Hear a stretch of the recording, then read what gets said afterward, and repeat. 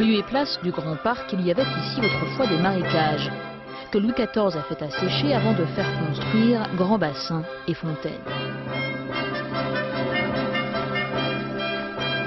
2 fois par mois, les fontainiers pénètrent dans les souterrains du parc.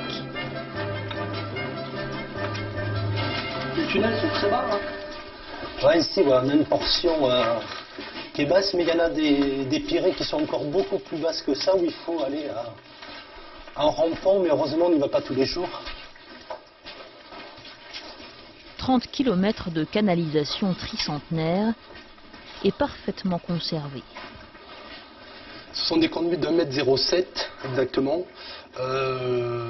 avec des joints de plomb, où à l'époque il n'y avait pas de pièces qui permettaient de faire des coudes, donc ils jouaient sur l'épaisseur du plomb pour arriver à faire de la courbure.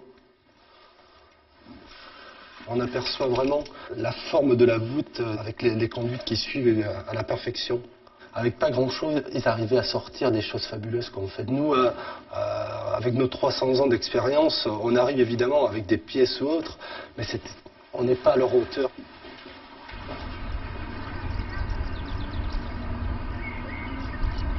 À 2 roues de carrosse de ces jardins à la française,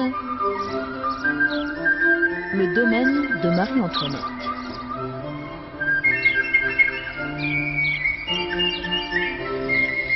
Un esprit champêtre que le chef jardinier entretient. Il faut vraiment essayer de les mettre de façon un peu truc de beurre là. Ouais, mode de beurre conique. L'image que les gens ont de Versailles, ce sont de magnifiques jardins à la française, ce sont des meubles de luxe, ce sont des tableaux de maître. Et d'un seul coup, on ouvre les fenêtres et on voit des meules de foin, toutes simples, toutes bêtes. Et c'est ce que j'aime, c'est ce décalage entre le Versailles des champs, je dirais, et le Versailles royal. Las du protocole de la cour, Marie-Antoinette est en quête de liberté. Et là où d'autres reines rêvent de nouveaux châteaux, elle se fait construire un simple hameau.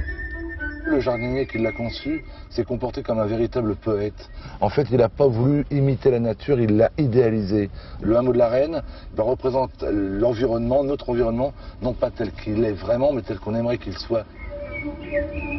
Et voici le lieu probablement le plus secret du domaine, la grotte de Marie-Antoinette. La reine menait ses conversations privées sur ce banc. Elle y aurait même reçu Fersen quelquefois. L'architecte a prévu également une petite place pour permettre de s'asseoir et d'observer par le trou dans la paroi si quelqu'un vient. Et si quelqu'un vient et qu'on ne souhaite pas être vu, voire surpris, eh bien on s'enfuit par l'escalier qui permet de sortir en hauteur. Et c'est dans ce lieu qu'en octobre 1789, on vient la prévenir de l'arrivée des révolutionnaires. C'est le dernier lieu à Versailles qu'il l'aura vu.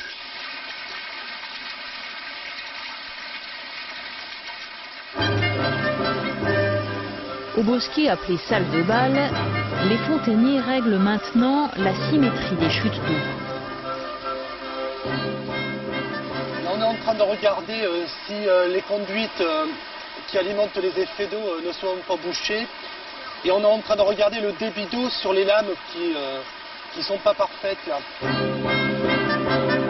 Et parfait, tout devra l'être. Demain, c'est le spectacle des grandes eaux.